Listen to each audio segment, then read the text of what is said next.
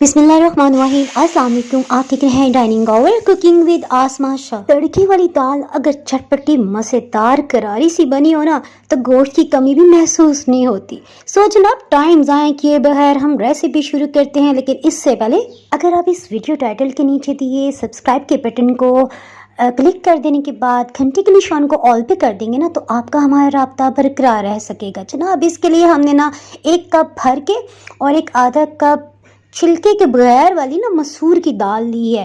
ठीक है, ये आपने याद रखना है कि छिलके के बगैर वाली है।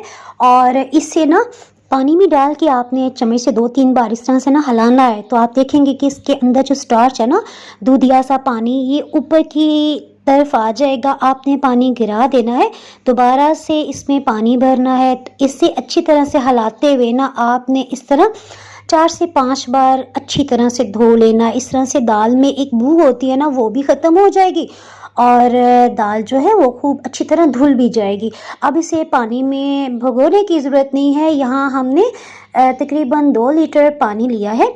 और अच्छा, यहाँ ना अगर आपके पास हल्दी पाउडर है तो आप इसमें ना आधी चाय की चम्मच डाल दीजिएगा। पाकिस्तान में मार्च के महीने तक ताज़ा हल्दी मिलती है ना, तो मैं ढेर सारी हल्दी ले ली थी और उसका मैंने ना फ्रेश पेस्ट बना के तो इस तरह क्यूब्स में ना फ्रीज़ कर दिया। मैं उन्हीं क्यूब्स को इसमें शामिल कर रही हूँ। अच्छा, दाल धो लेने के बाद ना फ़ौरन से हम इस पानी में डाल देते हैं और हमने बिल्कुल भी ना इसे भिगोने का टाइम नहीं दिया। वही मेरा हालात 4-5 मिनट ही होगा।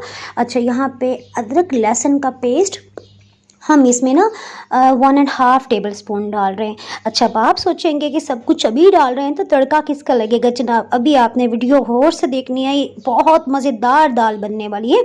नेक्स्ट, जब तक दाल में उबाल आता है तो हमने यहाँ पे दरमियाने साइज़ का एक प्याज ले लिया है। इसका छिलका उतार के हम अच्छी तरह से इसे धो लेते हैं, लेकिन इससे पहले इसमें जो गांठ है ना उसे आपने राउंड कट करते हुए लास्ट में निकालना है। धोने का ये फ़ायदा होगा कि अपनी आंखों की आप खुद ही बचत कर लेंगे, यानी कि आंखों में आंसू नहीं आएंगे। आप टेढ़ा मेढ़ा जैसा चाहे मर्जी प्याज को काटें। यहाँ दाल को देखिए, इस पर झाग बन रही है, इसके अंदर ये वाइटामिन होते हैं, इसे आपने बिल्कुल नहीं उतारना। यहाँ लेवल करके खाने वाला चम्मच भर के हमने नमक डाल दिया है और लाल मिर्च ये इस तरह भर के नहीं डालनी, वरना इतनी तेज़ मिर्च होंगी कि आप ना कहेंगे क्या बना दिया इसने। 1 खाने वाला चम्मच भर के हमने लाल मिर्च ली, उसे आपने ना इस तरह ने चम्मच की बैक साइड से ना लेवल में करके थोड़ा सा ना इसमें से पोर्शन निकाल देना, यानी 1.25 टेबल स्पून हमने लाल मिर्च डाली है। और कसूरी मेथी 2 खाने वाले चम्मच भर के हमने डाल दिया। काली मिर्च को हमने ना हाफ क्रश कर लिया या आधी चाय की चम्मच डाल दिया। इस तरह से ना दाल का बादीपन भी ख़त्म हो जाएगा और इसमें एक्स्ट्रा फ्लेवर भी आएगा। सभी को हमने एक दफ़ा अच्छी तरह से मिक्स कर दिया है। अच्छा, साबुत खड़े मसालों में 1 बड़ी काली इलायची, 1 दालचीनी, 3 लौंग। ठीक है, अब आपके पास जो लकड़ी का चम्मच हो ना, आपने वो इस्तेमाल करना है, क्योंकि इसी लकड़ी के चम्मच को ना आगे भी हमने इस्तेमाल करना है। वो कैसे, वो मैं अभी आपको बताती हूँ। देखिए, यूँ चम्मच आपने रखना है और ढक्कन से कवर करना है। अब ये जो चम्मच है ना, इसकी वजह से देखे आपने कि इसमें छोटा सा गैप है, यहाँ से ना हीट और स्टीम निकलती रहेगी और दाल उबल के बाहर नहीं गिरेगी। हमने बिल्कुल लो हीट की हुई थी। और ये देखिए, मैंने आपको दिखाने के लिए कि देखिए इस पर जो झाग थी ना, कुदरती तौर पे खुद बहुत ख़त्म हो गई है और तकरीबन 40 मिनट्स गुजर चुके हैं। यहाँ पे आप चाहें तो बड़े साइज़ के टमाटर को ना ब्लेंड करके आप डाल दें। इस तरह से ना दाल को ज़्यादा घोटने में आपको मसला नहीं होगा। मेरे पास टमाटर मैंने ब्लेंड करके फ्रीज़ किए हुए थे, मैंने वही डाल दिए। अब जनाब, आपने कुछ नहीं करना। अगर आप चाहते हैं ना कि 1 से 1.5 घंटा सोना, तो आप अलार्म लगा के आराम से सो सकते हैं। जनाब, 1 घंटा और 30 मिनट्स मज़ीद गुजर चुके हैं। दाल को देख लेते हैं। देखें, इतनी अच्छी गाढ़ी हो गई है और ये मैं आपको चम्मच पे डाल के भी दिखा देती हूँ। इसका दाना बिल्कुल टूट फूट चुका है, लेकिन अभी इसमें गाढ़ापन नहीं है ना। तो दाल में गाढ़ापन लाने के लिए अब आपके पास अगर लकड़ी का इस तरह से चम्मच है, जिसको पंजाबी में डोई भी कहा जाता है, तो वो ले लें। या जैसे ये सिलिकॉन का चम्मच है, तो ये ऐसे ना नीचे की सतह तक प्रेस हो रहा है, यानी दाल के दानों को जो प्रेस कर सके वो आपने ले लेना है, घोटना ले लेना है।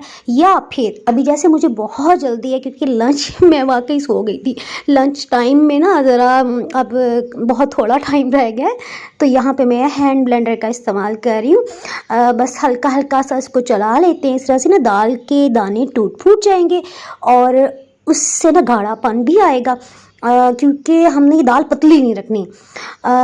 गाढ़ापन भी आएगा और शोरबा ऐसे गाढ़ा गाढ़ा मज़ेदार सा एक ना फ्लेवर भी आएगा, तो वो लाना बहुत ज़रूरी है। या तो आप चम्मच की मदद से अच्छी तरह घोट लें या फिर मेरे तरह हैंड ब्लेंडर का इस्तेमाल करें।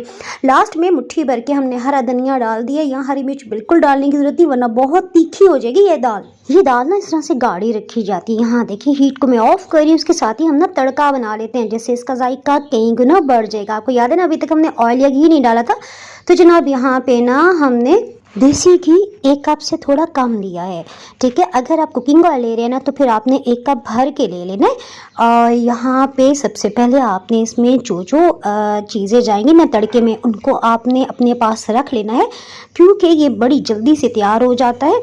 सफ़ेद या काला ज़ीरा आधी चाय की चम्मच, यहाँ पे लाल वाली तड़के में डालने के लिए जो गोल मिर्च होती है ना, उसी का हम इस्तेमाल करें। ये 6 से 7 है। एक दफ़ा इसे अच्छी तरह से मिक्स कर लेते हैं।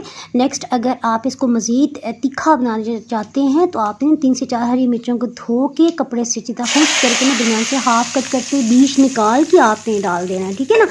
लेकिन ये इसमें बहुत ज़्यादा तीखापन आ जाएगा, सो हमने हरी मिर्च इसमें ऐड नहीं की। इस दाल को आप उबले हुए चावल या फिर नान पराठे के साथ भी सर्व कर सकते हैं। अच्छा, इसके साथ ना हमने स्पेशल अचारी सैलेड बनाया था, जिससे इसका जायका कई गुना बढ़ गया ना।